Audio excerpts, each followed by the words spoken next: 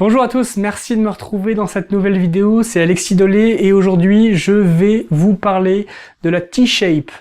Donc la T-Shape, qu'est-ce que c'est que ça? C'est ce qui va construire les bases des compétences du growth hacker. Mais avant ça, je vous invite à cliquer sur le i comme info en haut de cette vidéo ou dans le lien qui se trouve dans la description pour accéder à ma formation gratuite en analytics que je vous offre.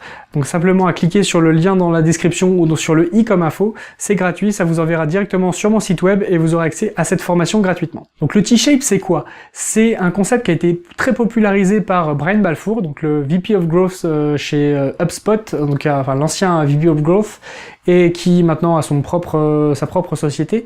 Concrètement, l'idée c'est de faire l'état des lieux de l'ensemble des compétences qu'un growth hacker doit avoir, et d'aller se focaliser ensuite sur des compétences vraiment précises, vraiment spécifiques, parce que vous pouvez pas être un expert de tous les domaines. Donc l'idée c'est d'avoir une connaissance générale sur l'ensemble des sujets, et ensuite d'avoir une spécialisation sur certains aspects, notamment sur des aspects d'acquisition, comment on va acquérir davantage d'utilisateurs. Donc on va directement passer sur mon écran, ce sera plus simple de comprendre de quoi on parle. Donc, vous pouvez voir que, c'est en anglais, mais c'est assez facile à comprendre. Vous pouvez voir que il y a d'abord une base de connaissances générales. Donc cette base de connaissances générales, elle vous donne les aspects qu'il faut connaître de manière, vous n'êtes pas forcément obligé d'être un expert là-dessus, mais d'avoir des bases, des principes de base sur le sujet. Donc que ce soit en statistique, en programmation, même si c'est un des éléments qui est pas forcément les plus fondamentaux à mon sens. Après, le simple fait de connaître un peu d'HTML et de CSS vous permet de faire pas mal de tests par vous-même quand il s'agit de faire des tests sur des sites web. Ensuite, des principes d'interface utilisateur, de quoi il s'agit. D'analytics, moi c'est un des éléments les plus importants que je connaisse par rapport au growth hacking, parce que c'est ça qui permet d'analyser les bonnes données et de comprendre de quoi il s'agit, et de comprendre pourquoi les choses se passent et savoir où sont les points forts, les points faibles. Ensuite, vous avez tout ce qui va être compréhension de la psychologie comportementale. Donc, j'ai fait une vidéo à ce sujet. Il y a des aspects de psychologie, de persuasion qu'il faut connaître. Et c'est des choses qu'il faut connaître de manière au moins superficielle. Et plus vous aurez de connaissances sur le sujet, plus ce sera efficace. Et ensuite, que ce soit des choses sur le storytelling, sur le positionnement d'une marque, tous ces aspects-là, il faudrait en avoir une connaissance relativement standard. Vous n'avez pas besoin d'être expert dans le sujet, mais il faut avoir une connaissance dans la plupart de ces domaines-là. S'il y a des domaines sur lesquels vous connaissez rien, fondamentalement c'est pas grave, mais l'idée de base derrière ce schéma, c'est de se dire que il faut avoir une connaissance de base dans un certain nombre de domaines. Ensuite, il y a la couche qui est liée aux fondations marketing. Alors ça va être le fait d'être en capacité, d'une part, c'est très lié aux données, c'est très lié à l'analyse des données, et éventuellement ça va être les éléments qui vont être sur le fait de créer des textes qui sont impactants, percutants, donc le copywriting, et de créer des visuels qui sont impactants et percutants, donc le Photoshop et le fait de créer des maquettes, etc., qui permettent notamment aux développeurs d'implémenter des features ça peut être très pratique en cas de tests que vous voulez implémenter et que vous n'allez pas faire vous-même. Après, le reste, ça va être très lié effectivement à l'analyse des données, à la compréhension des résultats d'A/B testing et de mise en place d'A/B testing. Donc ces éléments-là, ils sont également importants. C'est vrai que moi je mettrai en évidence l'A/B testing,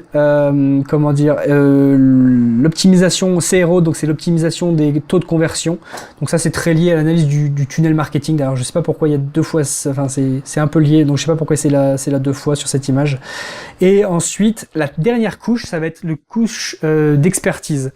Alors dans ce domaine-là, il est indiqué que l'expertise est liée sur des mécanismes d'acquisition, vous voyez, que ce soit la viralité, que ce soit les publicités, que ce soit l'email, que ce soit la pub payante, l'acquisition organique, le SEO, les réseaux sociaux, etc. C'est très lié à l'acquisition, et c'est un des aspects sur lequel il vaut mieux être expert.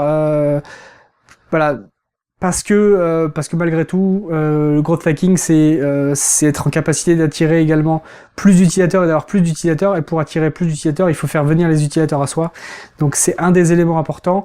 Moi, je serais pas aussi strict que ce schéma-là, qui effectivement, qui est très issu de la vision de Brian Balfour, mais vous pouvez être un bon growth hacker si vous n'êtes pas forcément expert en deux canaux d'acquisition.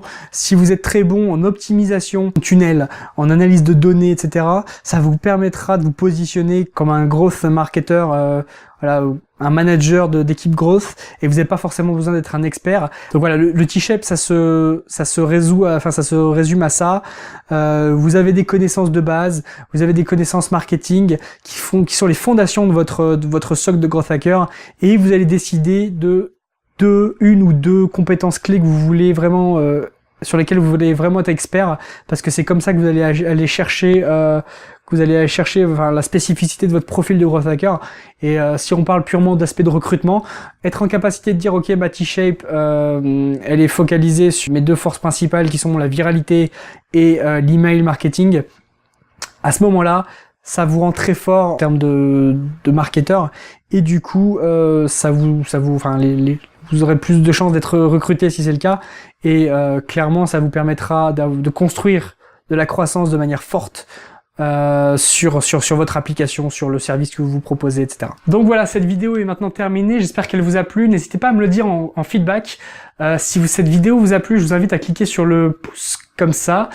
Si cette vidéo ne vous a pas plu, pouce vers le bas, et dites-moi dans les commentaires pourquoi cette vidéo vous a plu ou pourquoi cette vidéo ne vous a pas plu. Ça me permettra d'améliorer mes prochaines vidéos et de vous proposer toujours plus de valeur. Donc voilà, c'est tout pour aujourd'hui. Je vous remercie d'avoir suivi cette vidéo et je vous dis à demain pour la prochaine vidéo. Ciao!